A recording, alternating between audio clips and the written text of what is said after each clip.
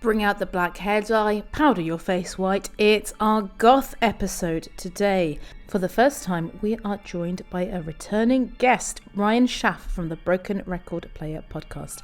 You might remember him from our two-part grunge episode from back in the day.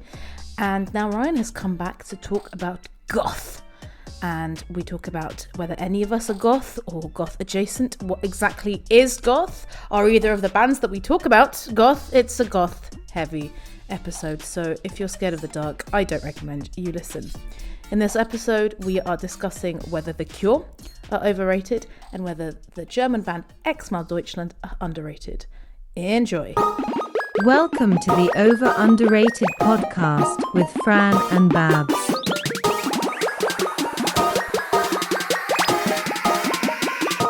Is it over or underrated? Welcome to another episode of Over Underrated with Babs and Fran. I am Babs, and joining me, as ever, is my co-host Fran. How are you today, Fran? Hello, everyone in the podcast world. I am fine on a semi-sunny day in England, and I believe you've just been to a film, Babs. I have just gone to see Barbie the movie. I'm wearing pink eyeshadow and a rainbow dress. Very unlike me, but yeah, it was really, really good, really funny. Ryan Gosling needs that Oscar, and the music was really fantastic and well put into the film, I thought, as well. Obviously it finished with the new version of Barbie Girl by Nicki Minaj and Ice Spice.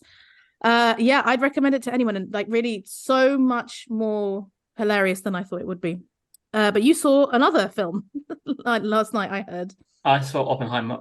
Not as many pop songs, to be fair. No bangers? Not many bangers. But I definitely want to watch. And we're going to be discussing some filmic artists who... Some gloomier music. Who've also been featured in many soundtracks. We are doing a goth episode, are we not? We are doing a goth episode, and we're not alone. We are joined by someone who, I don't know if they describe themselves as a goth or goth adjacent.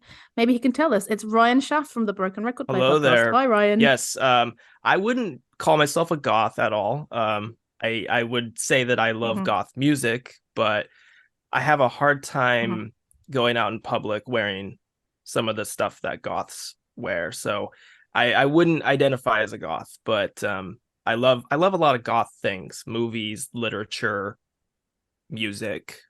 I appreciate the fashion, but I can't pull it off. But there's levels to it, right? There's, the classic wearing all black, and then there's all the intricate face makeup, right. Especially. Fran, I know that you are more of a kind of dress up kind of person.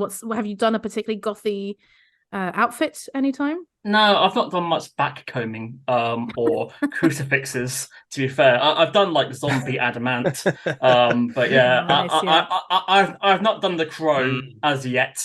I think I need to be a lot skinnier to be able to pull it off, to be fair. Listen, I've just gone to Barbie, the film. Barbie is for everyone. Goths for everyone too. This could be true. Babs, have you had a goth period?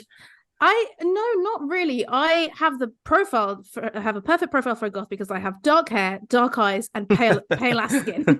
So I would be perfect for just a dabbing of powder. But no, I think I'm someone who, especially as a teenager, wore more black clothes. But I was more into, let's say, like rock rather than goth specifically. And I think especially some of the bands that are associated with goth, which I'm sure we'll mention more than once, but like Susie and the Banshees and Joy Division and all that.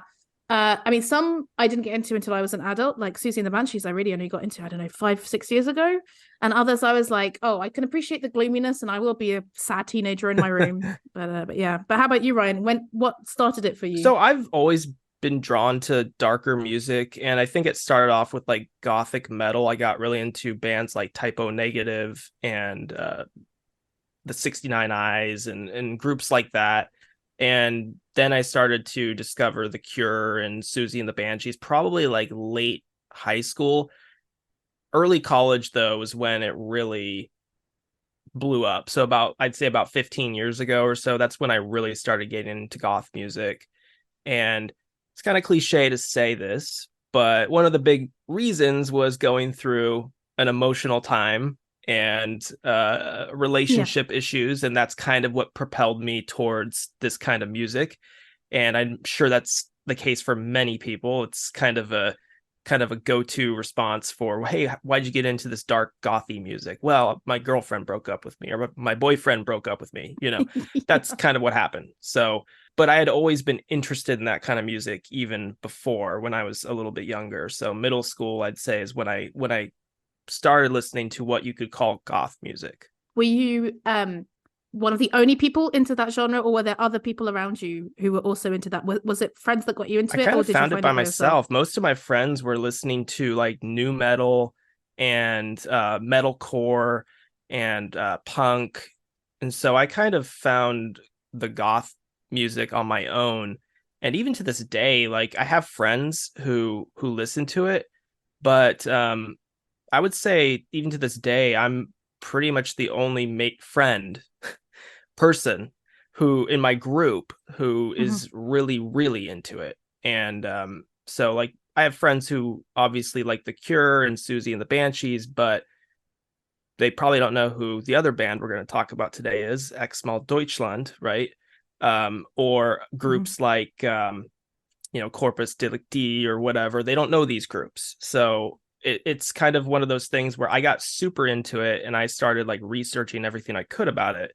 And all my other friends were like, yeah, it's pretty cool, I think you're in the company of two other obsessives we can identify. Fran, were you into kind of goth music at all? Because I was in the UK as a teenager, but you're a little bit older than me. I feel like it started more in the 80s. Were there more local goths in your area or anything? I think where I live, if there was a goth, everyone would stare at them. So they're rare. It's rare to see a goth in the 90s. But I guess I like gothy bands like Placebo and The Cure, and I guess strip music, and some dark bands like Joy Division. But I would never call myself a goth. I've never gone to a goth club. It's just, I guess alternative 80s. Yeah. Has a lot of gothic bands like Sister of Mercy. So I'm a fan because I like the mixture of harder guitar along with synths, and that seems to be a lot of the core sound a lot with bands. So but I had never heard of the band we're discussing later on. I know The Cure, and I'm sure we'll be talking about The Cure very soon. Indeed. I will say that I really enjoyed reading in quite length and detail the Gothic Rock Wikipedia article, because what I found especially interesting was what they said were the early influences, because there was a music journalist that called The Doors Gothic, which I was like, what? But and then you think about it a bit and you're like, okay, fair enough, because it was psychedelic, but it was very dark. And he was talking about it's the kind of themes of violence mixed with a kind of psychedelic element. And they were saying that people like, Bowie, and Iggy Pop influenced goth. And I was like, well, what? But again, I guess in the music experimentalism sense, it was. And I also found it intriguing that Nico is in Velvet Underground, and Nico. They said that her album, The Marble Index, was considered the first goth album, but then it might also be Bela Lugosi's Dead by Bauhaus. So it was interesting to see how there's not any clear kind of definition of it, even though there's, like you said, the synths and the guitars, some gloomy themes. So it was very fun to read up on it. Over underrated. So Ryan, do you want to introduce the first band we're discussing and why you picked it? So I am going to be defending this band. As is your right. The Cure are, if you were to ask me, what are your top 5 favorite groups of all time? They're in the top 5 for me. And who's the other 4 out of curiosity, if gun to your head? I'd probably have to pick Soundgarden. I'm a huge Bowie fan. I know you guys covered Bowie. I do love The Doors, and I also really I love Black Sabbath. So those are some of my favorite bands. I'd have to really think about what the top 5 would be for sure, but I know The Cure are in there 100%. Okay, interesting list. Yep. Here's why I don't think that they're overrated. So for me, I think The Cure are one of those groups who unfortunately get boxed into a specific category, which is goth in this case, but they're much more than that. And if you listen to their catalog, you find that they not only do their albums change and evolve from one style to another. Like if you listen to Pornography, for example, which is probably their darkest album, and then listen to the one right after it, which is called The Top. It's this trippy psychedelic poppy album. It's kind of a statement to, I would say, the band, but mainly Robert Smith's versatility as a songwriter. They can make you feel a wide range of emotions, from laughter to sadness. Like there's a humor to this band. Like they don't always take themselves very seriously. I think goths tend to think that they do, but there's a lot of humor even in their darker moments. And I think that they can give you a lot of different feelings. It doesn't matter like what the time is, like how you're feeling. Like there's sunny songs, there's moody songs, there's a lot of versatility there. Excellent opening defense. Because a lot of goth bands kind of stick to the same formula. Like they kind of pick this like droney kind of gloomy dark tone and they just kind of run with it, and that's what they do for every album. And The Cure didn't do that. The Cure were like, yeah, we'll have a kind of gloomy album here, but then let's do something trippy and let's kind of do something a little bit more alternative.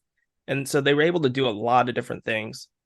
And I know like their best songs or their hit songs that are on the radio all the time, like songs like Friday I'm in Love and Just Like Heaven, those don't sound very gloomy or gothy. So you can tell that this band is able to do more than just what they're kind of, I guess, categorized as. And I would say their hit songs, like those songs aren't even their best songs. Those aren't even the songs I really like. I mean, I'm kind of tired of Just Like Heaven, to be honest. I've heard it. Me too, yeah, it's on all the time. It's probably on right now somewhere.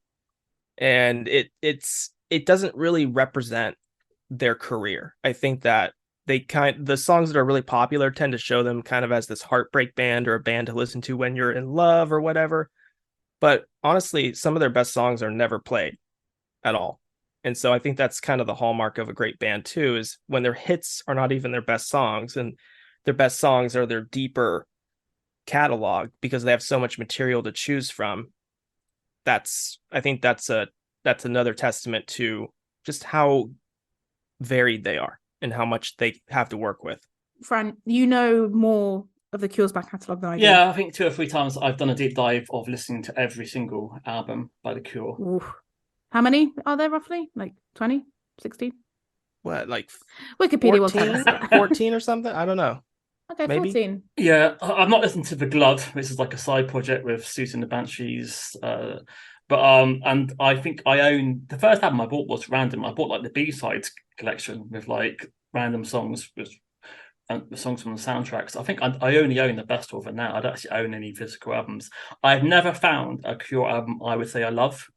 I guess people would say Pornography, Disintegration, and The Head on the Door are probably the 3 biggest albums. But yeah, I struggle to adore any Cure albums. I like a lot of songs scattered across their back catalogue. So I see them live twice, and 2018 at Hyde Park was perfect.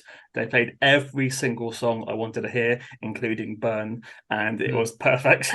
But the first time I went to see them was 2009, and he just did the decision of going back to basics with no keyboardist.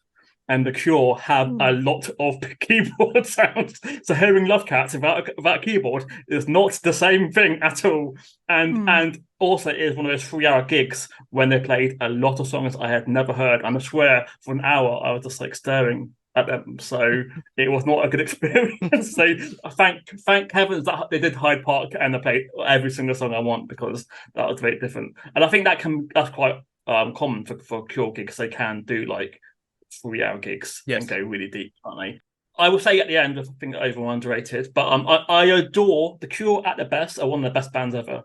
And even Robert Smith wouldn't describe his band as a goth band. I think he said that we fell through the goth net because we got a sense of humor. And I love Mozart, Cocktail Twins, and Paula Abdul. No, it'd be very dull to be into one genre. And I think half of it is just his appearance. If he wore a white silk suit and had blonde hair, people would be calling them a goth band, because yeah, they probably had maybe 2 or 3 albums you could deem as being goth. I guess, is it the trilogy? Is it like Pornography, Disintegration, and the Bloodflowers? They seem to be linked together. Right. Maybe even Faith too, possibly. But as you said, then the Top's like a weird, almost solo album, lots of keyboards and experiments, and Kiss Kiss Kiss is basically a pure double pop album. And then in the 90s, they started to do like dance music. So to me, I think it's unfair to call him a goth band. I think it's just lazy, because obviously his look. Do you know how he got his look, guys? No, I actually don't. So when he was in Susie and the Banshees, when they sacked half, or either half the band left or sacked half the band, he became their guitar player whilst the Cure was supporting. So he was doing both bands at the same time, and he was experimenting with harder drugs, and he found Susie's makeup kit. But then when he looked at himself, he enjoyed it, and that's where he came from. So because he's in the Banshees, he also started to wear the similar clothes. That's where he started to wear black more, because before then, like the Cure didn't really have a style. Right. Just like three guys. Yeah. And so that's where the Robert Smith look came from. And apparently his wife Mary Paul enjoyed him in lipstick, so he thought, okay. Done. That's a great story. I love that story. Yeah. He just was high on drugs and found Susie's makeup kit. That's awesome. Yeah, I had no idea of the such strong links between Susie and the Cure, even though it makes sense. And I think you've both kind of answered my question of why were they considered a goth band, because I never really understood that, because from the little I know, if anything, it was more new wave to me than goth. But yeah, like I said, I know even less than Fran. So I think introduction to the Cure was my mum buying the Greatest Hits album, which came out in 2001, I think. And as with many Greatest Hits albums that I have, I didn't even listen to all of it. In fact, one of the songs that you picked, I was like, I don't know this song, and then it played, and I was like, oh, I know this, and I know this from the Greatest Hits album, but it's just not one that I listen to as much. And I think, yeah, the Cure songs that I really like. My 2 favorites are A Forest and Lullaby, and they're fairly big songs. When I don't like them, I really don't like them. Like it's just not for me, basically. And I find that because they have this, frighteningly big back catalogue, 13 studio albums, by the way, I looked it up, I never really know where to start. I think I did try to venture into Kiss Me, Kiss Me, Kiss Me, and I really like the Kiss, but it's a bit like with David Bowie, where I will listen to a Cure song somewhere, somehow, either on God's Jukebox, the music, social music platform, or someone will recommend me a song and I'll save them. And I looked today and I have about 14 different Cure songs saved, but if they're not the ones that I know from that Greatest Hits album, I actually don't go back to them that often. And I've always been sure that there's more to like, even if there is some stuff that I didn't like. So yeah, I'm glad we're discussing them today. And before we get into it, Ryan, I just wanted to ask how, because with such a big back catalogue, what was your rationale for making this playlist? Because it isn't just, like I said, there's one song and then it's definitely kind of the pure goth sound, but were you trying to show lesser known songs that you think should be better known, the variety of the Cure? What was your rationale? Yeah, so when I put this together, my rationale was, well, first off, what songs do I really like that I can also share with somebody who maybe isn't as familiar with the Cure, to show them kind of a variety of styles. So I wanted to include their really gothy stuff, but some of their poppier stuff, and then also kind of some of their more 90s alternative sounding stuff. So I wanted to pick a little bit of a range to show that, hey, this band is not just this way or that way.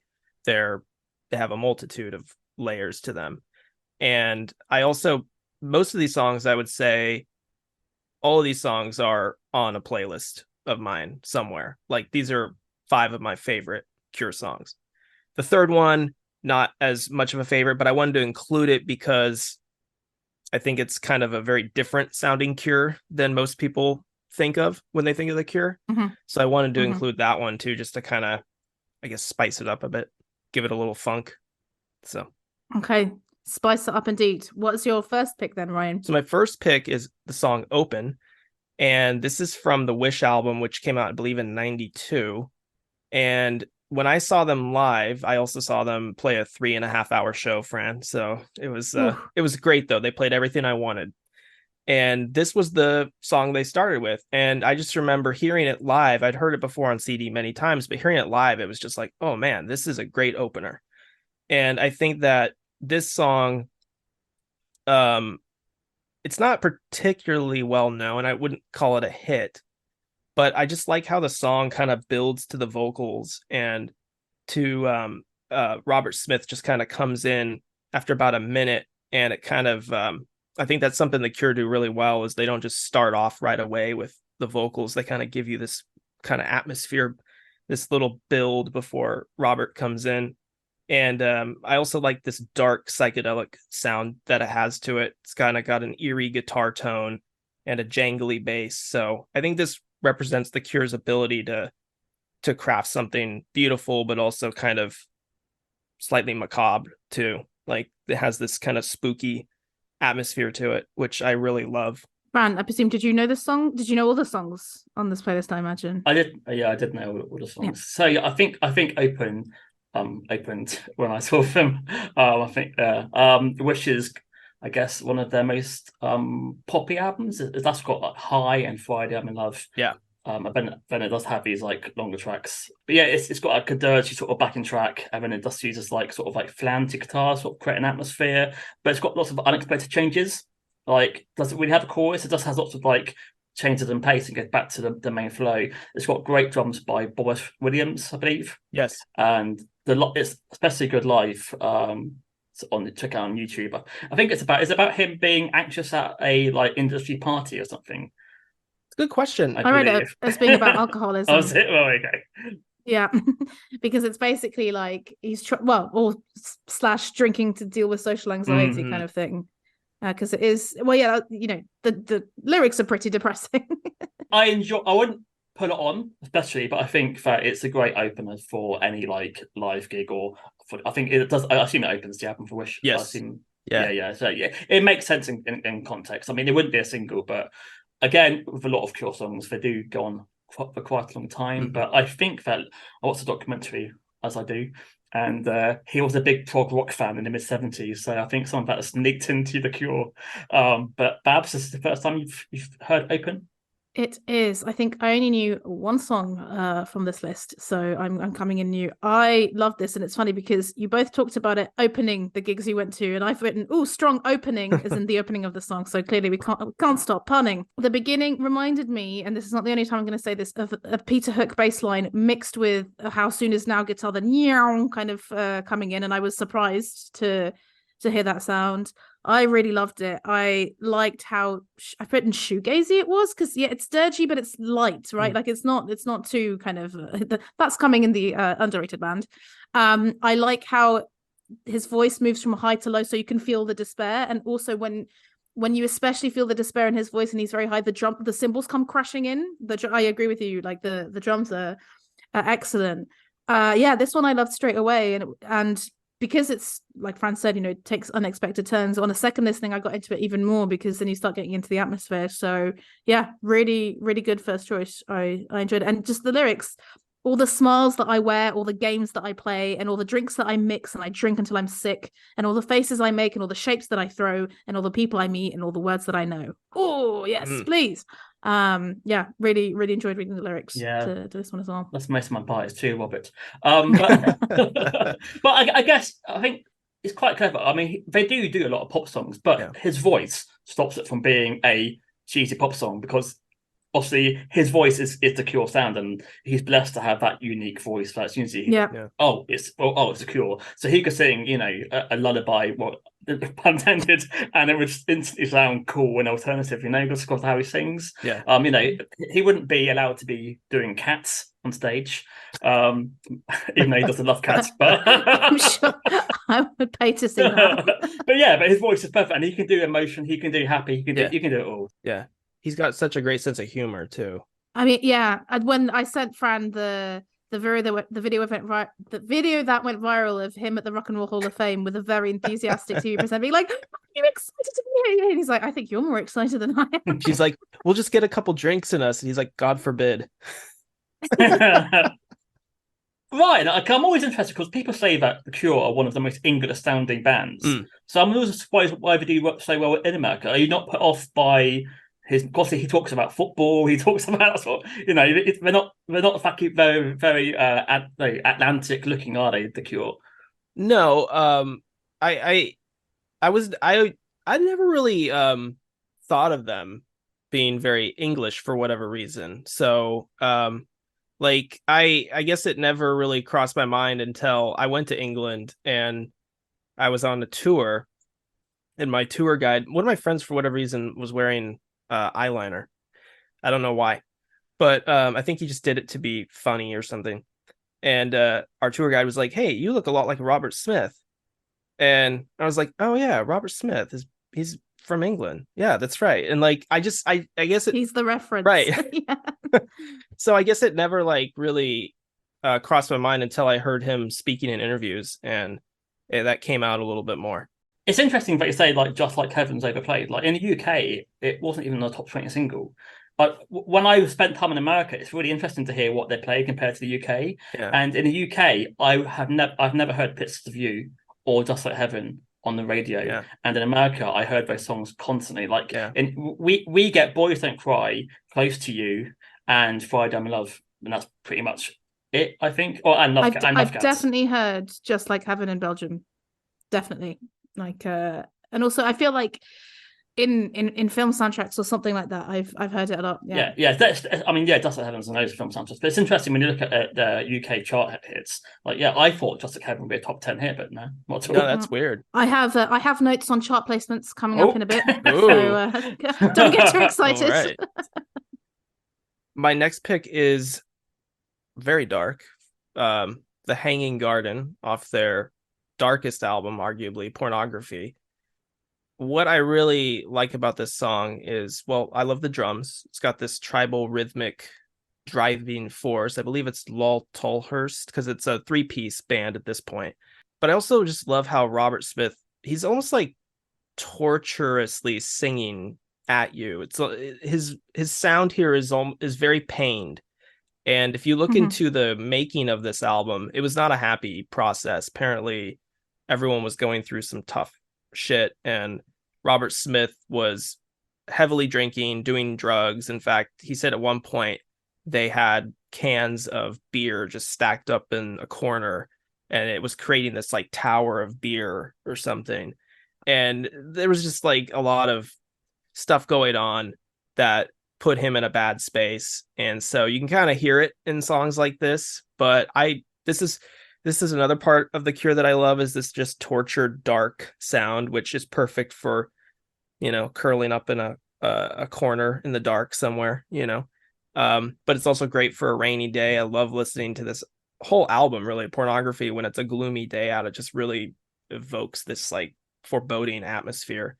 And especially now, San Francisco is always kind of cloudy and foggy, so listening to this album out here is always a good choice. But yeah, this is one of my favorite songs. They played it live when I saw them. It sounded great. Yeah, I guess The Forest, this, and Charlotte Sometimes are the 3 most gothy songs I can think of for The Cure, maybe. Lullaby as well. Yeah, I guess a bit more slick. Yeah. Do you know what? I can't stand Lullaby unless it's done live because I hate whispering. So we forgot about that. Unless they're a Geordie. I remember this from the previous. Unless they're from Newcastle. A hushed Geordie whisper. But yeah, so when anything's live, it's fine. But that's all album version. Like I'm not a big fan of. But interesting. But yeah. This has got the Simon Gallup's bass line. He's like the only constant member most of the time. I know he's come back and forth, but I think he's been in the band for the last 35 years now. But yeah, it's got the ambient sort of touch guitar. It's got that echoey Cure sound that spied your guitar. I guess it's a proto-goth sound that we now think of when you think of The Cure, although, as we said before, there's a lot more colours than this. And yeah, it's got that Joy Division and that sort of like guitar.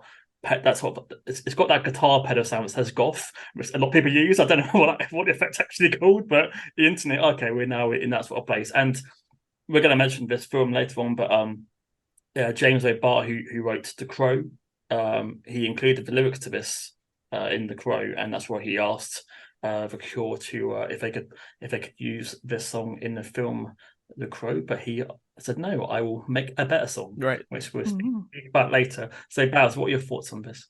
Yeah, this is the gothy sound that I would expect. I would have expected this to be the first Cure song I ever heard. I was like, aha, yes, we've got it. I was surprised that the drums were so military-esque, as you say, and everyone, well, not everyone, I saw lots of things being like, yeah, they're ripping off Susie and the Banshees. For me, it's more Adam and the Ants, just because that's the reference that I know better. But despite all of those names, also I agree with you on Joy Division, especially the bass as well for me is also very Peter Hook again. I don't think it sounds derivative. I think it's a good mix of those influences. And yeah, this is actually, you mentioned it in the song before, Fran, but this is the song where I was like, God, he's got such a unique voice. Like it's so interesting because it could quite easily sound annoying because he is like pleading a lot, but it's just, I feel like just on the right edge of like, you're enthralled, you want to hear what this man has to say, but it's not too nasally, it's not too whiny. I enjoyed it, but I listened to it 3 times and I didn't feel the need to go and listen to it again. I would say like maybe this is something that I would have to be in a mood to go and, like you suggested, Ryan, go off and discover the Pornography album, be in a really shitty mood. It's actually pretty grey in Brussels here today, to be honest. Maybe this is the day that I should go and do it, curl up on the sofa after this record and just listen to this album. I guess it's a great post-Barbie album. Yes, exactly. Yes, it is, absolutely. But I will tell you this about the Barbie film: there are some indie rock references that you do not expect, and I will leave it at that. I did say what they were on my Twitter, so don't look at that. But yeah, I mean, you mentioned Ryan, that you're in San Francisco and it's cloudy, but it does intrigue me because I think the last episode that I guested on your podcast, the Broken Record Player podcast, I think you mentioned going to like a goth bar.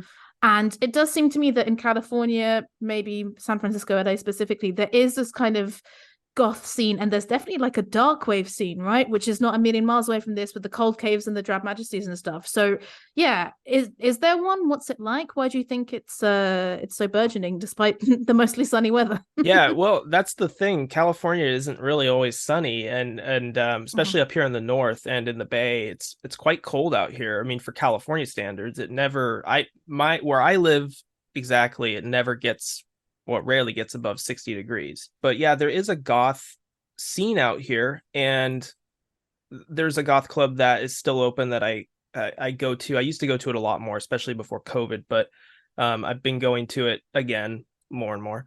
And yeah, like the Drab Majesties and groups like Christian Death and 45 Grave, they're all from LA.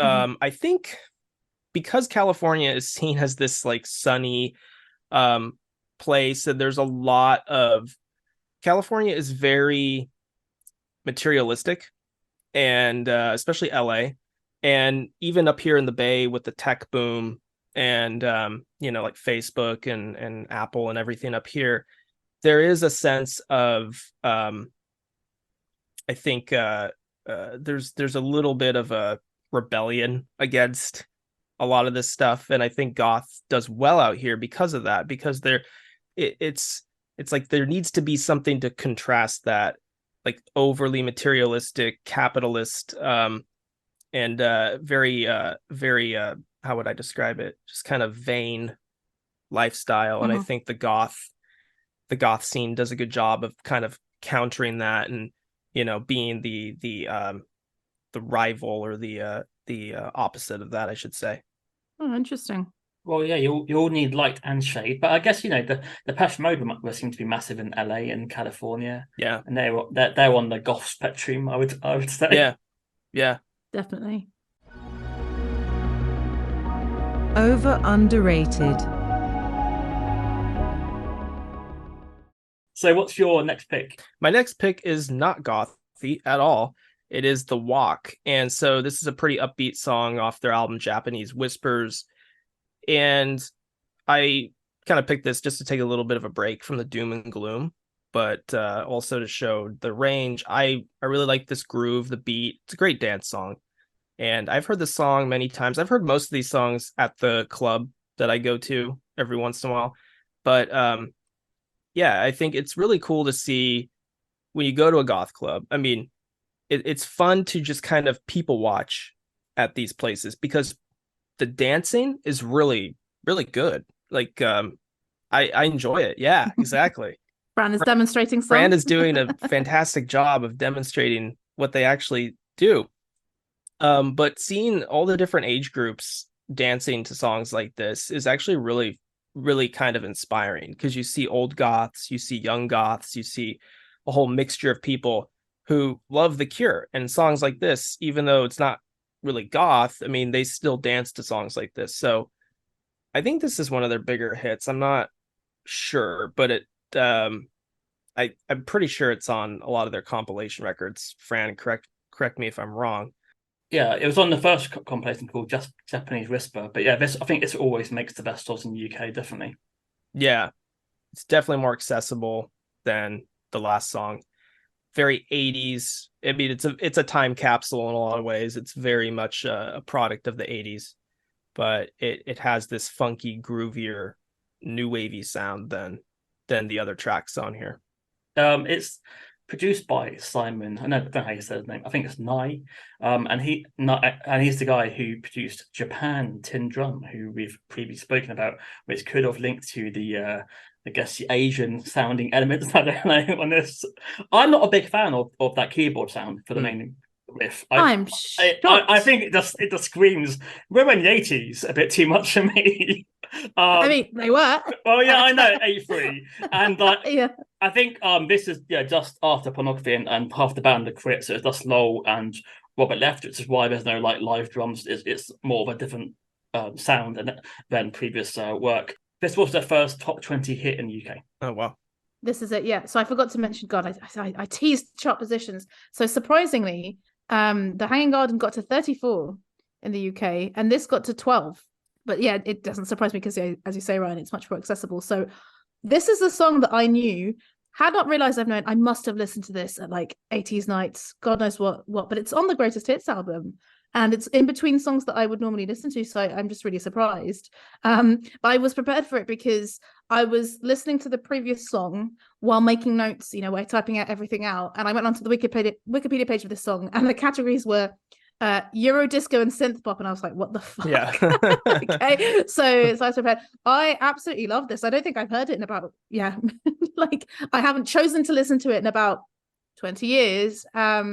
I wouldn't have guessed it was The Cure. I would have guessed it was some kind of early Depeche Mode B-side or something like that. I really like the keyboard sound, and of course the Japanese sound obviously reminds me of Japan and Big in Japan by Alphaville. I think when I remember my parents just saying that Japan was just really fashionable in the 80s, like it was fashionable in every sense, not just music, and that's why it's so mentioned. But I was also very curious to see that on Spotify, Mark Saunders is featured. So it's like The Cure, Mark Saunders. And I think he also co-produced this.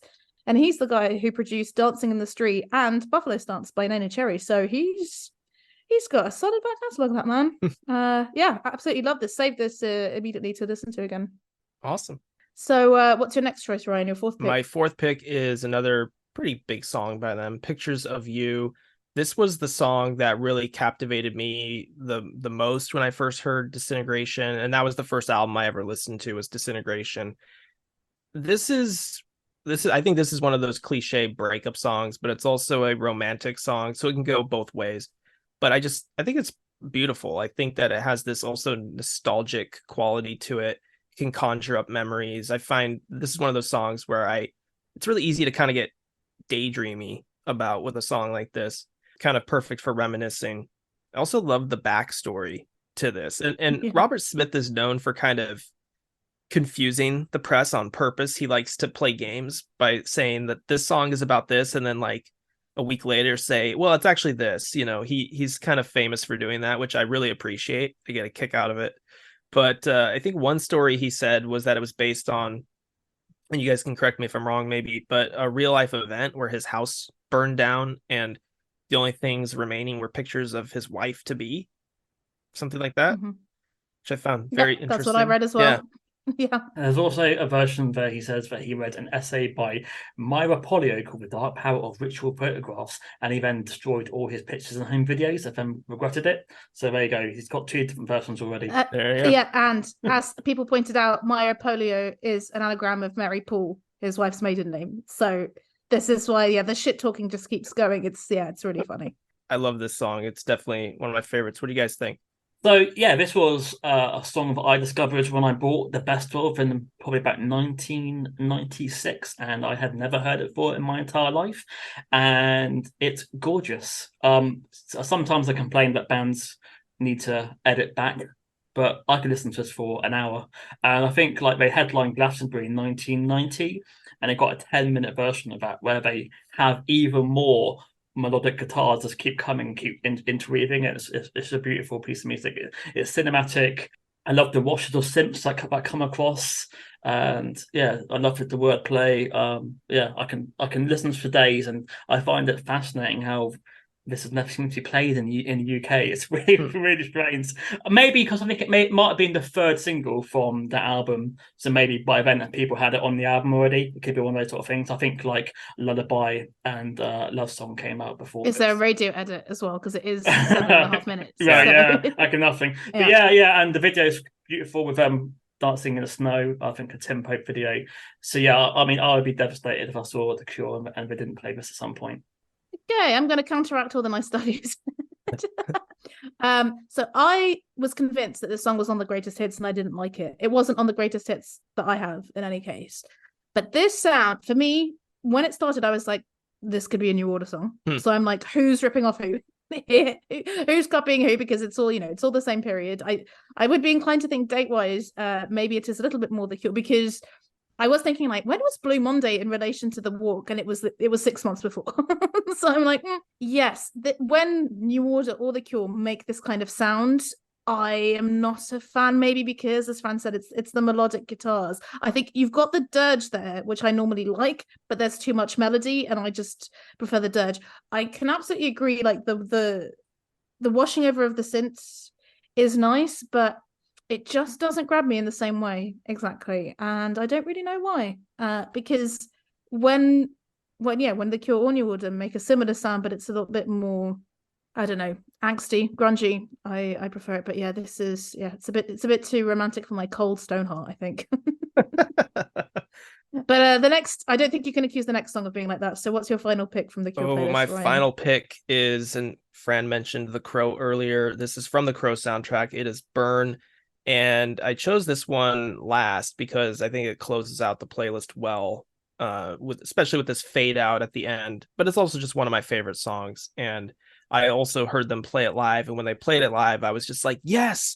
Like, I was just so excited to hear it because I know that they didn't always play it. It was a while before they started playing it again. But I love the Crow movie and I love this song.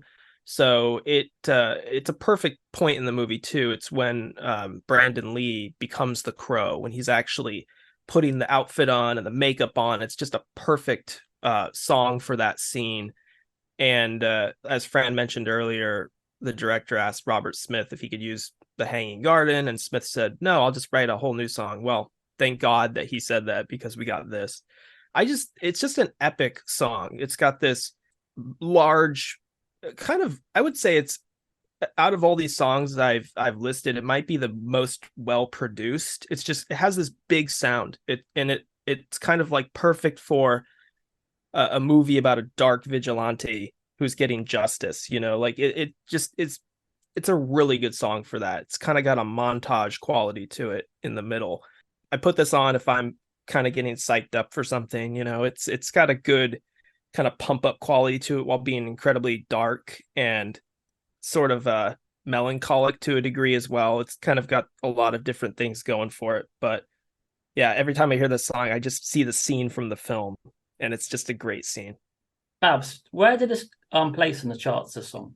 Because of course, obviously, like I would have been like 13, 14 when the film came out, and I have no recollection of this ever being like played on MTV. Also, we mentioned we did a U2 one recently, and we mentioned Batman Forever with U2 being constant MTV, and The Crow was obviously everywhere because of what happened to Brandon, but I have no recollection of this ever being played, and I only discovered it when I bought like that compilation and thought, where did this come from? Where's this amazing song? Because I probably haven't seen The Cure since like 1994, and like I'm always a bit scared that it may not have dated well.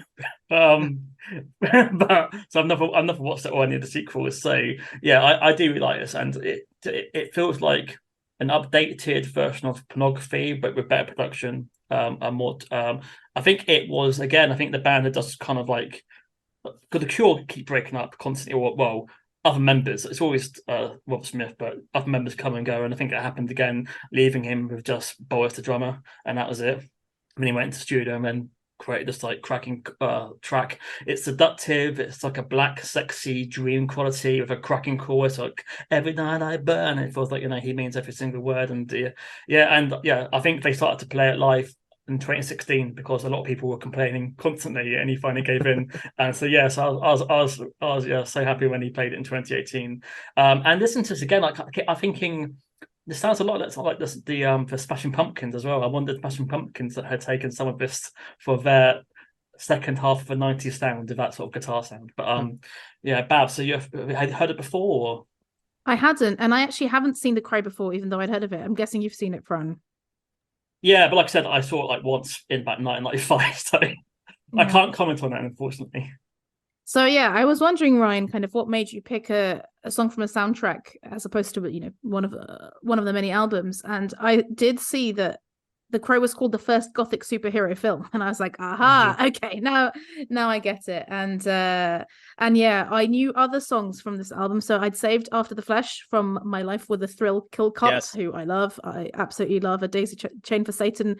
That's a song that I get very obsessed with. After the Flesh, a bit heavier. I absolutely love this. I really enjoyed the kind of frenetic beginning. You can't tell where it's going. I like that there's long instrumental stretches, the driving drums once again kind of guiding the whole thing. And yeah, I do love it when you listen to a song and you can see the visual. So now I'm really curious to like it is definitely a film I want to watch. I just haven't gotten around to it. But in our Psychedelic Furs episode, Richard Butler, he was in a band called Love Spit Love, and he covered How Soon Is Now for The Craft, which is also a cult 90s film that I've only seen now. And I was thinking, like, are these like the two most kind of alternative soundtrack films with an influence? Because on the soundtrack there's also Pantera, Rage Against the Machine, Nine Inch Nails, Violent Femmes.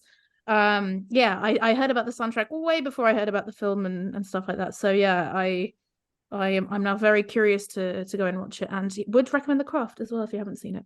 So Fran, over or underrated, The Cure?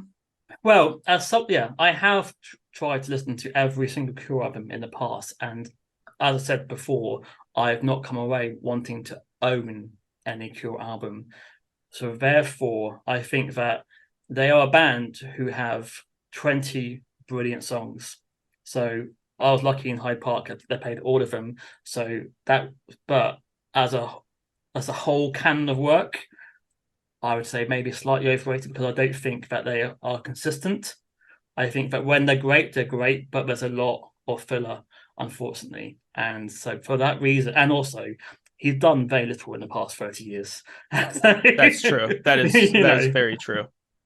I mean, he does a lot of great collaborations, like with churches and Crystal Castles and so forth. But yeah, come on, the last 30 years, what have you been up to?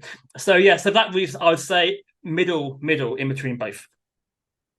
To be honest, I feel very similarly because this playlist for me kind of did represent what I felt about The Cure. There were 3 songs that I loved. I loved Open, I loved The Walk, I loved Burn. And then there was one that I was like, it's Hanging Garden was good. And then but Pictures of You, I was like, it just is this sound that I'm not so keen on. And when I went to look at the Spotify numbers, they have over 17 million monthly listeners. They're 384 in the world. I was not expecting them to be that high. I would have maybe said top 1,000, maybe, but top 500, top 400. But I do find it difficult to dismiss outright overrated. Because I think you've done a good job, Ryan, of kind of showing the different sides of The Cure, and it is just like we're just inching the door in a little bit to hear them. So I would maybe say overrated, but I would rather stay in the middle because I do think that they have a very original sound in parts, and when I really like their songs, I really like their songs. But yeah, it's interesting to see that. Yeah, Fran, you also think it's an album problem rather than a sound. Maybe we just need to get into a gloomier mindset or a new wavier mindset and listen to them at the right time. Maybe that's what's missing. Yeah, I think, I guess Head of the Door and Wish would probably be the albums I would go with. But yeah, I don't know what it is. But it's hard to say about the Overrated really, because they created their own kind of genre really. So many bands have like borrowed from The Cure. So they're so important, and they've got so many fantastic songs. I can never say they're overrated. I just think that they're a band that you very rarely meet anyone who hates, which I find quite interesting. True. Yeah. Actually. Yeah, people or love them or don't know them or are indifferent to them. Yeah, that's a good point. I've never heard anyone say I can't stand The Cure. I've heard people say I can't stand the Smiths or groups like that. I think that may be more because of Morrissey than anything. But I've never heard anyone say I hate The Cure. Also, I agree, Fran, they haven't done anything in the last 30 years, really. So that's problematic. But I would say everything from 1980 to 1992 is pretty solid. Maybe a couple albums that I'm kind of lukewarm about, like The Top and whatever. But I listen to everything from 17 Seconds to Wish pretty much consistently. Although the Kiss Me album is a little long. I do like the Kiss. Yeah. From the Kiss Me album. I think that's really good. I have that saved, and it's wild to me that Why Can't I Be You is also on that album, because I knew that from the Greatest Hits, but I'm like, that sounds like two completely different sounds. Yeah. But maybe that's why it's not so consistent. I should have included this on the list, the playlist. But you should listen to the song Torture from Kiss Me, Kiss Me. It's not one of their big hits, but sounds like he's being tortured a little bit. Darker. Good. I do like men suffering, so I will finish by going to. I have just watched the Barbie film. I will go and listen to that afterwards. Thank you, Ryan. That's the end of part 1.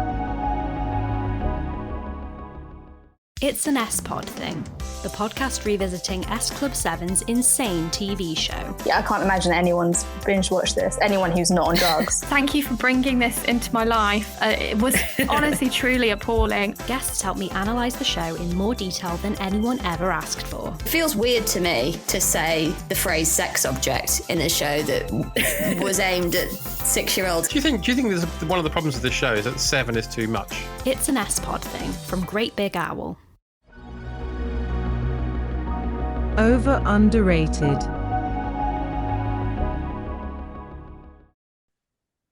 Welcome back to part 2. We have just discussed The Cure, and we're now going to be discussing a band that I had never heard of. I'm not sure if Babs knew them, but Ryan, can you introduce your underrated pick? Yeah, so my underrated pick is a band who, for the longest time, I didn't know how to say their name, but it's really simple. It's Xmal Deutschland. It is how it looks. Yeah, they were a gothic dark wave group from Hamburg, only around for about 10 years, and released 4 albums. And, I was in Hamburg a couple months ago, couldn't find their stuff. Went to a couple record stores. Wow, really? Yeah, they didn't have anything by them, because I can't find their stuff here very easily in the United States. I know they're compared a lot to Susie and the Banshees, but I think that's a little unfair. I mean, yes, there's similarities, but I think being from Germany and having, singing in German and also having, I would say, even a more ethereal sound to them, I think they can separate themselves a little bit from the Banshees. But yeah, they were part of that early German post-punk scene. There were other groups that they were associated with. Maybe you guys can say this name correctly. Einstürzende Neubauten? Yes. Them? Yes. There we go. Who are pretty well known for being in that scene as well, the industrial scene, more likened to that scene. But I just never felt that this band got the credit they deserve. They did make it on some like UK indie charts, I believe, but nothing much more than that. And to this day, unless you're really, really into this genre, they go pretty much unnoticed. So I think that honestly, they didn't like do a whole lot with their genre. I mean, they just played it really well. But I think that they don't get recognition even amongst some people who are into goth music. Like, you have to, I think, really be into it to really give them the credit they deserve. So I would just say that the lead singer, I believe her name's Anya, she had a really kind of rich, croony vocal sound that I thought was really cool and really, really atmospheric. And she's, to me, one of the more standout vocalists of the Gothic genre. So I think that's one of the reasons this band stands out for me. So yeah, like I said, I had never heard of this band in my life. I was surprised that they had supported like some big bands in UK, like the Stranglers, and I think they had maybe like a top 40 single. I knew that in Germany, like this goth is kind of bigger in Germany, in Europe. Like it might be a cliche, but we all think that, you know, you go to a Berlin sex club and they're playing like goth music. That's like the cliche thing from the UK. Yeah, the Berghain. Yeah. Is it true? I've not been. You guys have been to you say been to Hamburg, so you know. Yeah. I went to a conference in Hamburg, although I did go to the Hyperbarn. So, but yeah, I heard no Xmal Deutschland when I was there. Yeah, Susan Bouncies. Yeah, it's hard to not mention them. But yeah, there's more to them. I will discuss when we go through the playlist. But yeah, it's interesting to discover goth band, and also when it first started, was it 3 ladies and 1 guy initially, or yeah, I think it might have even been 4 ladies, and then one of the ladies got substituted by a guy, and then so you know, it was always even rarer. And I've been watching some videos. There's not a lot on the internet, but I keep thinking that she looks like an alternative version of Kim Wilde. Yeah. But so she's they have a great look, but obviously in the UK, I think that, you know, when you're singing in a different language, it hurts a little bit. Which is by album 3, I noticed that they are singing in English on songs, but maybe it's just too late. Maybe, I don't know. So Babs, what are your thoughts? I had heard of them. I did know their biggest song, Incubus, Succubus, that you didn't put on, Ryan, and I was glad for that, actually, because I'm like, it's an opportunity for me to discover more of their songs. But literally, yeah, all I knew was like they were German and they had at least one woman in it. I think I probably discovered them from going down one of the many kind of female goth punk bands, you know, female fronted, that I often do to find out like new acts for me that have, you know, women in them. And yeah, it was really interesting to read about their life. I had no idea about that. She shared a flat with people from Einstürzen and Neubauten and someone called Christiane F. Had you heard of Christiane F, either of you? That name sounds very familiar. Well, so very familiar. Basically, she was this kid who, aged 14, was a heroin addict and became a sex worker. And there was a film in it where David Bowie features quite prominently because Zoo Station. Okay. Yeah. And I was like, okay, because I read this interview where like the notorious Christiane F, and I'm like, not notorious enough to me. So it was interesting to go down that kind of David Bowie Berlin 1980s rabbit hole. And yeah, I read that I read about the 4AD connection. I read that they opened for the Cocteau Twins, and that actually it was Ivo, is it Watts Russell, who also produced Garlands by Cocteau Twins, co-produced their first album, but they had quite a lot of clashes with him because she said that like, he kept making to want to sound arty. We didn't want to sound arty, which is quite funny. So yeah, by the second record, it was someone else. But yeah, I think maybe one of the reasons why they weren't as big was, as Fran said, the singing in German. But also I think there was some record label clashes. I think that there seemed to be some kind of personal clashes as well, because I read this whole interview with Anya where she was saying how at one point the people who managed Susie and the Banshees wanted to manage them, but Susie and the Banshees were like, no, you can't. It's like, okay. I think, Ryan, you'd initially, because we talked about doing a goth episode, doing The Cure. I think you'd put someone else forward, but when you said Xmal Deutschland, I was like, no, this is a perfect opportunity for me to find out more, and Fran too, it seems. So yeah. So what's your first pick? So my first pick is the song Orient, and it is off their first album, Fetish. And this is something that I think I wanted to also mention about why they're a little bit underrated, and I think this song shows it with this blending that they were able to do of like an Eastern sound that they did really well. They incorporated this kind of like Arabic sort of sound to their music, and with Anya's vocals, it had this like really just kind of dark, mysterious vibe to it that, you know, Orient being like something that was mysterious at the time, you know, the whole the Western view of the Orient being this place of mystery and intrigue. I think this really captures that sound really well. pretty consistent throughout the whole track. It's not really changing much as it goes along, but it's very danceable, which all their songs really are.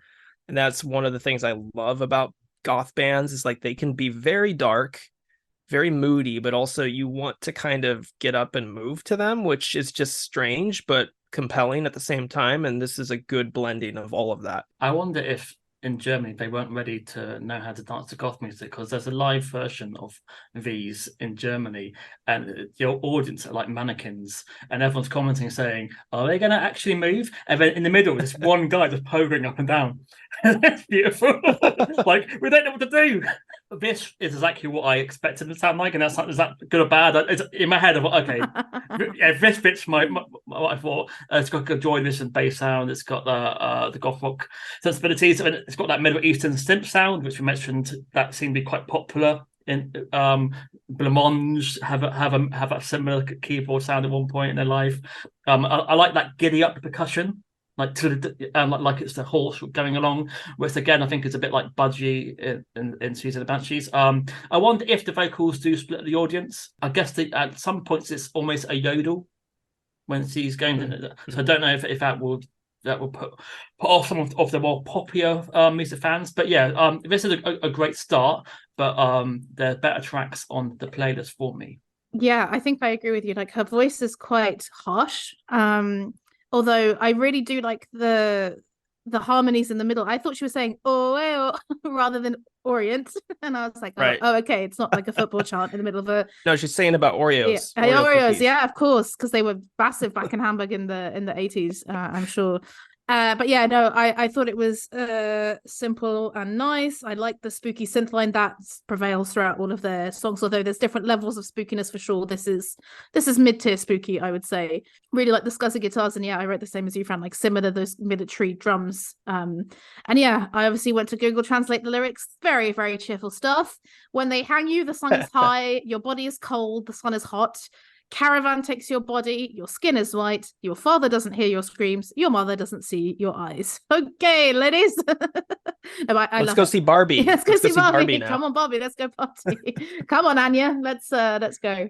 But yeah, I think maybe all three of us would agree on, like, listening to gloomy music to make you feel better is one of the great joys in this world. I do really like a depressing lyric. I never, I'm sad to be just a little bit too old for emo when it was big, because it's like I would have been all over that shit. But yeah, it was. I mean, you can barely understand, even if you speak German. I think you can barely understand what she's saying. And yeah, I really enjoyed Google translating all the lyrics and seeing what they were about. What's your second pick, Ryan? So the second pick is probably my favorite song. It is Island, and love the atmosphere here. Anya's vocals on this one are some of my favorite of hers. The wailing.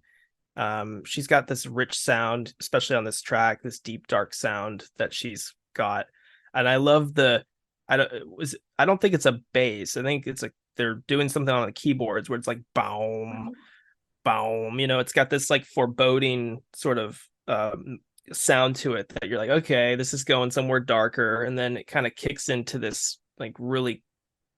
I could just see people dancing goth to groove. It. Just the Yeah. Goth groove. Yeah, it's got this like goth groove to it, which is really catchy. And I find it every time I hear it, I'm like, yeah, this is my favorite. This is probably my favorite of theirs. And it's on their second album, Toxin, which is, I think, their best known, probably their most famous album that they ever produced. Have you discovered all 4 albums, Ryan, or have you only heard what's on Spotify? No, I've listened to the last 2, although I don't really go back to those ones because they're harder to get a hold of, and also the last album they did was they were trying to almost go in like a much more new wavy sound. Like they were kind of, I'm not going to say selling out, but they were kind of trying to make their sound a little more accessible for people, and so it doesn't really do it for me because I like the first couple albums more than those last few. The third one was good, but it still kept some of that dark vibe to it. But you said earlier they were kind of trying to go in a more English route with the language, and I just find that Toxin especially is just the one I usually go back to. Yeah, I enjoy the bow wow sound. Who knows how to make it? There's actually a John Peel live session on YouTube I was listening to. It was quite They interesting. did 4, I saw, with him. Like, he really liked them. He really championed them. Yeah, this is, I guess, more industrial. I guess this would be played in the dead disco, or I don't know, whatever you're going to name your goth disco. I like how the spiky guitar rises in the chorus. It's got that hypnotic feel. I feel like I was drifting into all of the revolving rhythms. It's got maybe like a Sisters of Mercy vibe more than The Cure. And I thoroughly enjoyed this. But Babs, I'm surprised. I'm surprised it wasn't too Dirge, too furious for you. I much enjoyed the fact that it was dirgier and gloomier, and the production sounded much slicker. I really like the organ on here. Like I said, this is we're on a higher tier of spookiness here, that's for sure. And I really like the section where all of that spookiness just leaves and it's just the drum and then the bass. Like everything's taken away before it comes back. So yeah, I thought this was great. It made me think of, I haven't seen the Netflix show Wednesday, right? You know, speaking of famous goths. And I know that the Cramp song Goo Goo Muck, that went viral because there was this song where she was dancing to it. And then I went to look at the soundtrack and there were very, very few goth related things. It seemed to be like classical music versions of, like, I don't know, like Elton John and another, no, maybe not Elton John, but random. Dua Lipa definitely was in there. I'm like, did not expect Dua Lipa in a flipping Wes Adams. But what I was thinking of, like, yeah, have you seen it, Ryan? The Netflix Yes. show? Is it good? Yes. Like, is it, because I can't figure out whether it's kind of, is it for children? Is it worth it? Is it gothy enough? Would this fit into it? Because I'm like, this feels like a song that would fit right in that kind of TV show. So I liked Wednesday, and I'm a sucker for the Addams Family. I love the Addams Family, especially the 90s movie. The two 90s movies, love them. But I feel this was kind of like, to me, that Wednesday was more like Hot Topic goth, where it was like not really goth. It was kind of like, if My Chemical Romance is goth, then this is goth. But I don't see Xmal Deutschland fitting into the soundtrack because it's like Wednesday, while it's not necessarily for children, it's still a little bit too Hollywoodized, a little bit too Disney-ish maybe for Xmal Deutschland. I think the Cramps fit well with that scene, especially. Unfortunately, though, a lot of TikTokers took that song and they replaced it with a Lady Gaga song. And so people thought that Lady Gaga, like people were doing they took the scene in the show and they put Lady Gaga over the dance scene. And so a lot of people thought Lady Gaga was actually doing it. And so I think she got more attention than the Cramps actually did, unfortunately. I was hoping for like you remember when Kate Bush blew up because of Stranger Things? I was kind of hoping the Cramps would blow up because of Wednesday, but unfortunately Lady Gaga kind of hijacked that. It's interesting. But I think that happens, right? Doesn't it, more and more these days, where like people will pick like a meme video and then just put different songs over it. But I'd seen the Cramps version go very viral. I hadn't seen the Lady Gaga one, so yeah, maybe it depends on the audience. I think that there is a little bit of a goth there's a lot of goth appreciation out here in the States, but I think I don't want to be like, I'm not going to do the gatekeeping stuff, right? Like, but I do think there's a little bit of just cluelessness about what it is. And I think that there are people who think that like Wednesday is super goth and that Stranger Things is goth and that Marilyn Manson is goth. I think there's like this sort of misunderstanding that actually kind of has always been around with the goth movement, and goths have always been the first people to tell you how much it pisses them off that people just don't understand their scene. But it kind of continues, and I think there's a lot of people now who I've seen these shirts that say OG goth on it, and I'm just like, interesting. Really? Like, you have to wear that shirt like to say, oh, I was one of the originals. And I think that people who wear those shirts probably weren't one of the originals. But yeah, there's this weird sort of like romanticization of the Gothic movement, and it's done by people who probably just don't have the first clue about what it is. But I think Wednesday, as much as I did enjoy it, I think it's kind of tapped into that a little bit. Mm. So, well, yeah, I mean, like Goth is also Gothic novels from the 19th century or 19th century. Like, that's what it's inspired by as well, right? So that's why it is this weird, like, yes, it is people wearing black clothes and black makeup, but actually they might have that as a fashion and not really be into any of the music. It's an interesting one. But yes, let's head towards the moonlight with your next pick, Ryan. Yes, my third pick is my German is rusty, but I believe it's pronounced Mondelicht. Yep. This is one of their bigger hits for sure, and if they had any hits really. But this one I would say is much more of a dark wave sound, and again, great crooning from Anya, awesome intro. They have a lot of great intros, kind of similar to The Cure, that sets the mood.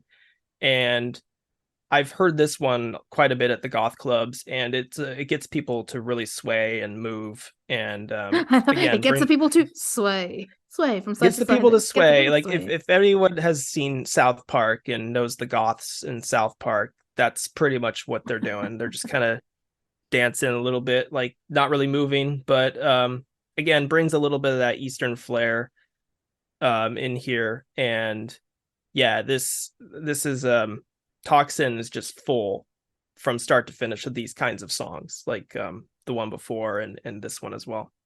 Yeah, I noticed when I heard this, I thought, okay, I'm starting to understand their sound, and the next track also sounds in the same sort of vein. But yeah, I guess it's got noticeable more keys and more of an aggressive guitars to it. I especially like, I think it's like 3 minutes 40.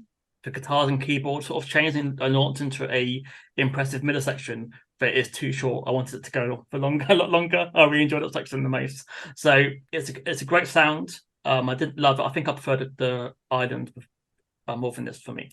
Babs?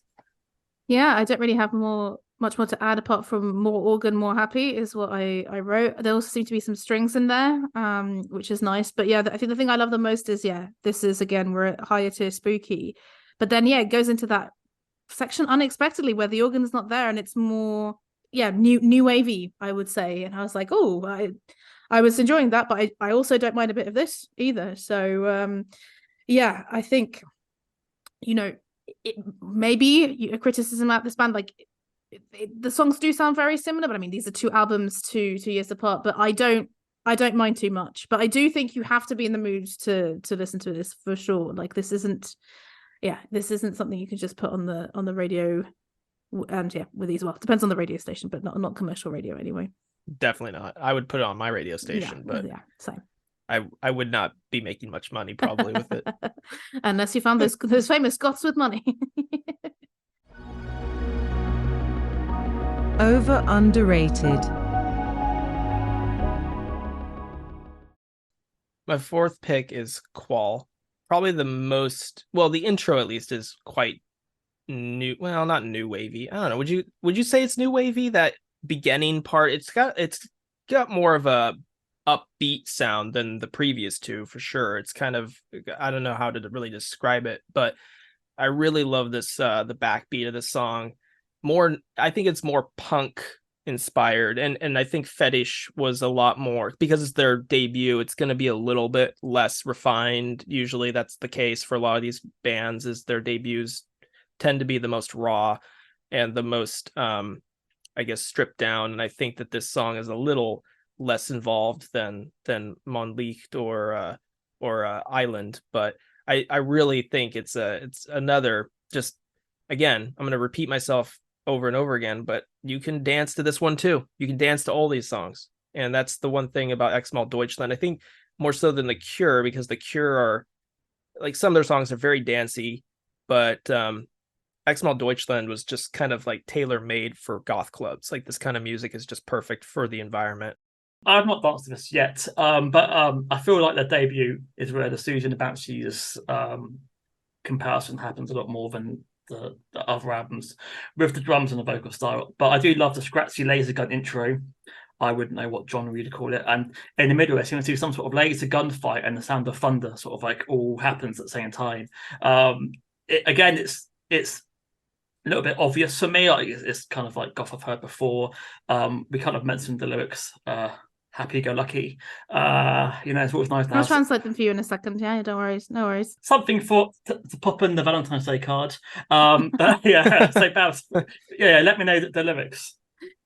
Your torment is my lust, my love is your death. At night when you sleep, I'm alive. My day is your dawn, my love is your death. I'll murder you, which they say in English, which is quite interesting. Yeah, I thought like, oh, this is a very new sound, and I do agree it's bouncy, and you've got that bass sound, but really, really good until the vocals come in, and then it's like, oh, okay, this is that classic Xmal Deutschland sound. I really liked the screams and the effects. I like the instrumental bit in the middle.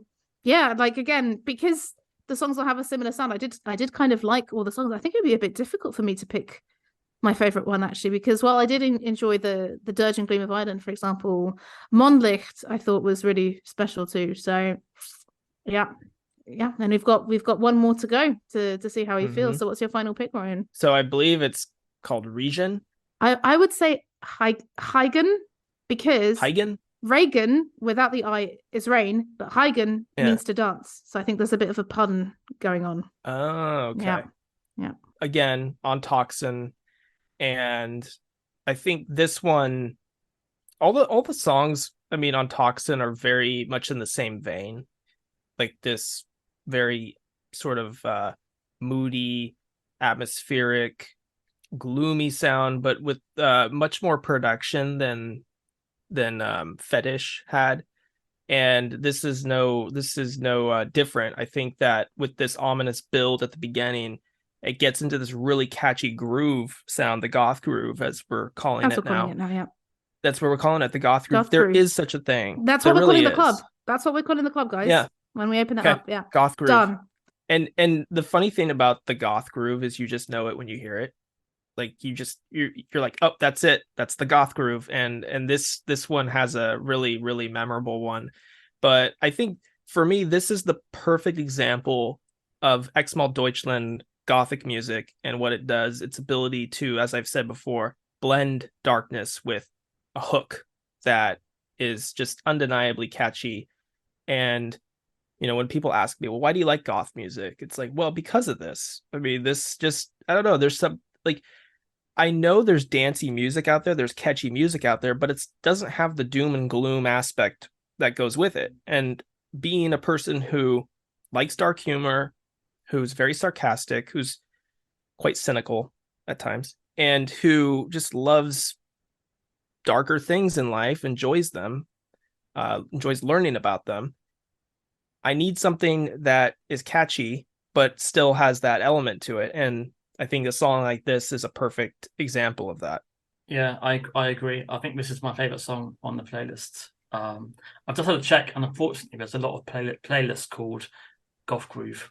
So, oh damn it! Yeah, we haven't invented a new. There's even one called Coffee Goth Groove. Well, which and Ryan is drinking coffee, right? Like he's the only one. So, but yeah, I put down, and I think Babs will go in further into this. This has a Stranglers influence with the keyboard sound. I put half Stranglers, half Kraftwerk. I enjoyed the sudden stop-start breaks it has, the yodeling vocal. I like the hushed middle bass section. I said it could be shorter. I think it goes on a bit too long. They could maybe cut it back a little bit. On the live John Peel version, the guitar has an even weirder sound effect, which is interesting to hear.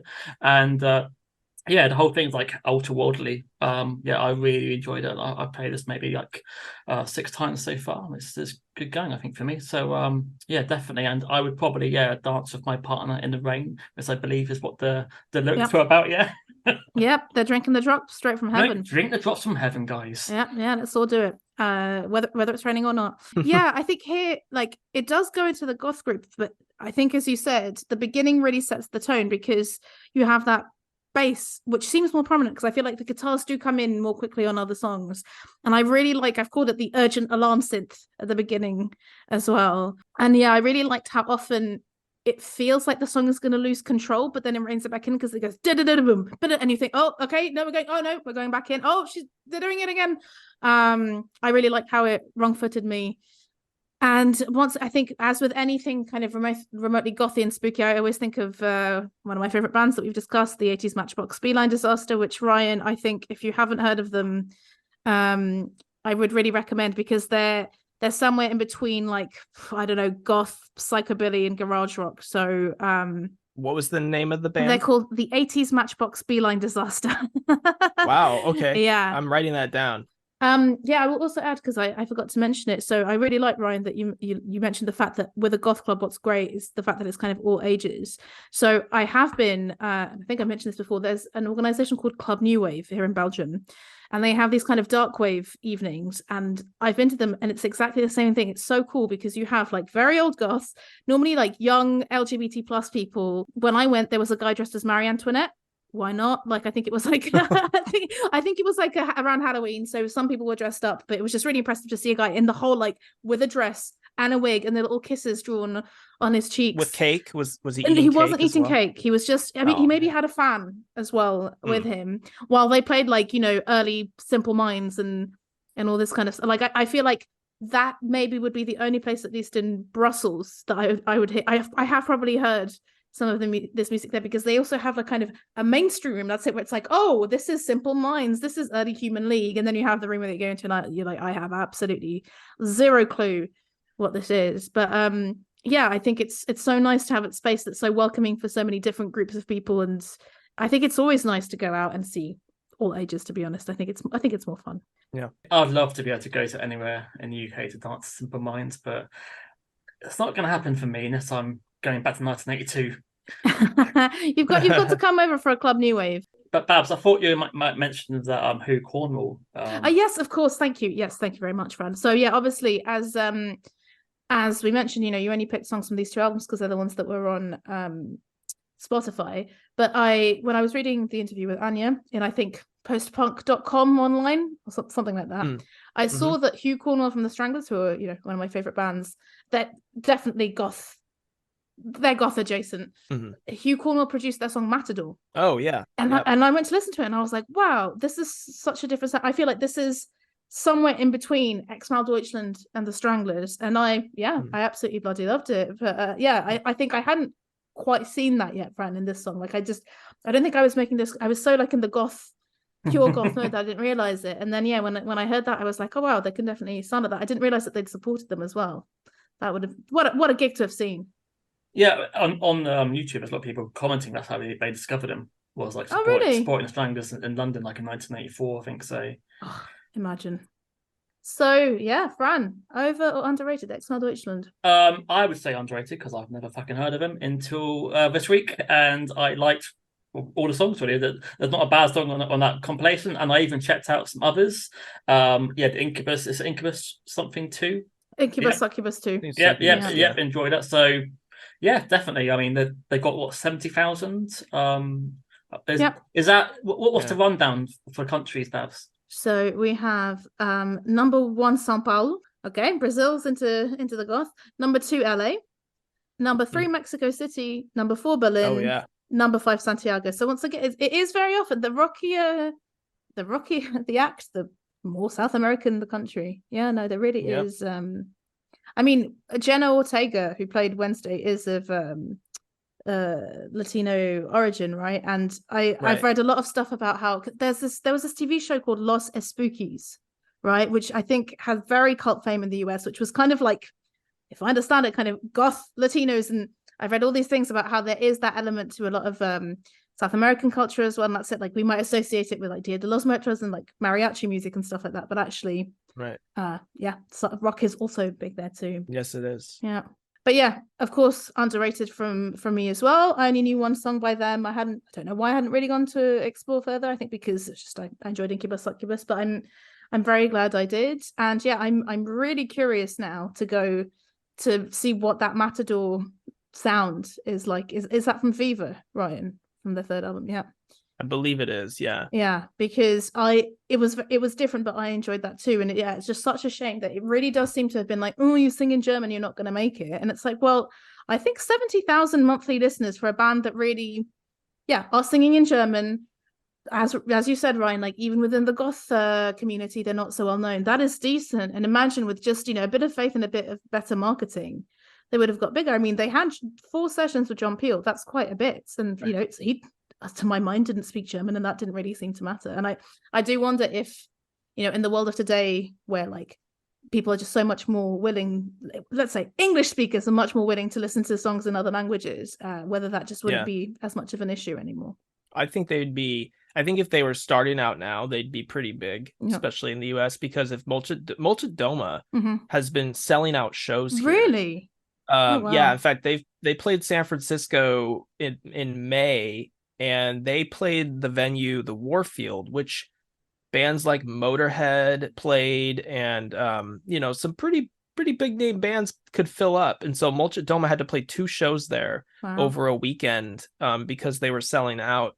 So I think if bands like that can do it, and groups like She Passed Away, which is a pretty popular goth group from Turkey, they play here and they do well, and of course Drab Majesty does really well. Love Drab Majesty.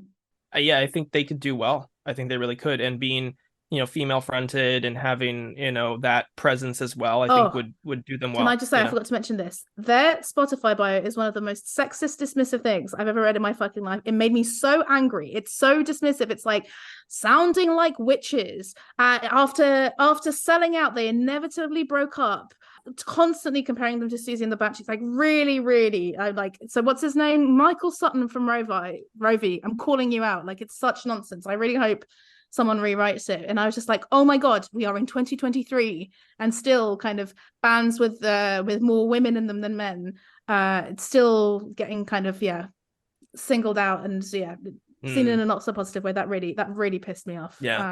So but when they've got such a great sound. And I forgot to mention, Fran, you were talking about her look. I read in an interview that she used to have really, really long hair, and before she went into the band she cut off her hair because she was going to be a hair model apparently, because she's a very striking, attractive woman, obviously. And I went on her website. She's now an artist. She does some very interesting kind of colorful pieces, so I recommend checking out Anya Hover's website out, everyone. That Sisters of Mercy and Susie and Banshees are both touring this year, so there's something definitely in the goth waters of some sort of revival. So a potion is brewing. So maybe we can send an email and over to Germany and say, hey guys, come on, one last time. I think Stranglers are still touring as well, right? So the guitarist, what was his name? Manu something. I forget his name. Apologies, but he passed away not too long ago. But unfortunately, he would no longer be able to join them. But if Anya's fronting the band, then they could really. I mean, she is the sound of the band. Well, this is the thing, actually. Again, something else I forgot to mention. I read that I think there was some pressure on her to go solo, in the same way they were saying how they were pressurizing Bjork to go solo when she was in the Sugar Cubes, but Anya was like, no, like, this is my band. There is no band without them. And again, so I think this was just like, bad interpersonal relationships at record labels really screwed them here, which is a shame. So Anya, come back. That's please come back. Come back, Anya. Also, going back to Fran, just talking about there's something going on with the goth water or whatever. I saw the Sisters of Mercy this year. Oh, and one of the worst concerts I've ever been to. Oh no. And I had heard stories, like I had heard that Andrew Eldritch just doesn't sound good anymore and whatever. And I was like, well, yeah, but this Corrosion, I got to hear it live, just to hear it. And he super awkward on stage. Like, he's not very engaging with the audience. He's doing weird like karate moves, or it's almost like he's doing like weird movements like Elvis in his like Vegas days or something, just like he's acting really weird. And then sometimes the lighting was weird, like they didn't really show him that well, and sometimes the lighting was only showing his lower half, and I'm just like, okay. And the people he has in the band now, it's almost like he's trying to be like a 80s rock band, like a glam rock band or something, because the way they were playing the guitars and everything, I was like, are we watching like Poison or something? Because they were just like shredding and doing all this stuff, like standing up the front of the crowd and like almost like Guitar Hero level stunts, and it's just it was a little ridiculous. And His audio sounded really bad, and I don't know, very disappointing show. Oh, So okay. Well, maybe Goth Waters, maybe that's the name of our club, by the way. Maybe they need to adjust the potion and, add a few more, toad eyes or something and remove the mouse feet or something like that. The potion is incorrect, guys. Get the witches on it to sort it out. Yeah, get those witches on Get it. those howling witches. Yeah. Oh my god. Yeah. But yeah, great. No, it's how lovely to be in agreement. How lovely to be in. We've had some very harmonious podcasts recently. We're starting to get to know each other better. But yeah, as ever, Ryan. We will mention this in the intro. But you are our first returning guest, and you have guested on our podcast before, talking about grunge. We talked about Pearl Jam and L7. Yep. But you have your own podcast. So tell us more about that. Yes. So the Broken Record Player podcast, which has been going for 3 years now, which I find it hard to believe. Congrats. It's been 3 years. Thank you. 71 episodes. We just did our 71st episode on stoner metal. We've been changing it up a bit. So the point of the podcast was to focus on albums and kind of just talk about one album at a time. But then I kind of got a little bored with that. And so what we started doing was doing different things like, hey, what are our favorite albums of this decade, or favorite albums of the year, or let's explore a genre and talk about the best albums from that specific genre. And we did a poll on Instagram. People voted. There were 4 categories: stoner metal, glam metal, EDM, and I believe the other one was groove metal. So, and these were random, like I plugged in a bunch of genres to a random like wheel basically online, and it chose those 4. So I just had people vote on them, and stoner metal won pretty handedly. So we explored that. It was a lot of fun. Got to listen to a lot of doomy, heavy stoner metal that, Black Sabbath really inspired. And I don't smoke a ton of weed, but I have been known to dabble before, so it was kind of fun. Yeah, That's right. But yeah, we're still plugging along. I have a co-host now. Okay, tell us more. My friend Oscar, he and I worked at a record store together, and I was getting to the point where the podcast was just becoming a lot of work to do on my own. And so I decided to, and I was trying to do like 3 episodes a month. It was just, there was a lot of just kind of, it was a struggle to keep up with it and to do the social media aspect of it, which, to be honest, I really hate the social media That's aspect a shame, of promoting. because I was about to say your Instagram is one of my favorite music podcast Instagrams, because you really talk about the music, and you talk about the music with passion. And when you do the countdowns, Ryan would often do these, like you said, of years or of genres. You'll put the album covers, but I mean, I also do the social media for our podcast, and I know like whenever you do a top 10 of anything, and you need to like find the image and find the music and think of the description, it might be a pain, and I totally get that, but it is good, so well done. Thank you. Yeah, it can be very stressful just to keep up with everything and hitting the algorithms at the right time, and being consistent with posting. It can be a little bit of a grind, but my friend Oscar, he's stepped in, and he's good to bounce ideas off of. And we get into it a little bit because sometimes we have different opinions, which is great, because I don't always like to be in sync. It's kind of nice that for entertainment's sake to have somebody who has some different opinions about what you're talking about. So it is fun to kind of go back and forth with him, for sure. So great stuff. Well, I would say check out the new episodes, but I have guested I think 3 times on Ryan's podcast before, so I would recommend checking in on System of a Down, Chemical Brothers, and PJ Harvey, just because. Well, thank you both for having me on. Thank you. No worries. Just to kind of say goodbye, Fran, anything to add before you finish? For further listening, this week we had a new album from Blur, we had a new EP from Block Party, and we had a new album from the Mole Historical Society that I can highly recommend.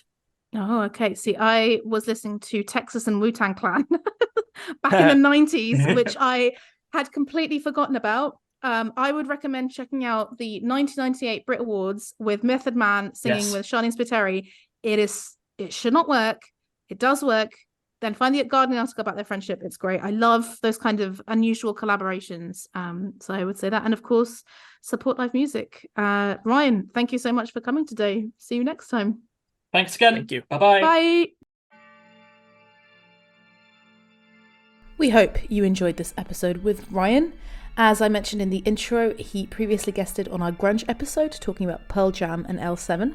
And I have guested on the Broken Record Player podcast 3 times, talking about Dry by PJ Harvey, Toxicity by System of a Down, and Dig Your Own Hole by Chemical Brothers. So we highly recommend checking out his podcast. Get in touch if you're still confused about what makes a band goth, or a person goth in that matter.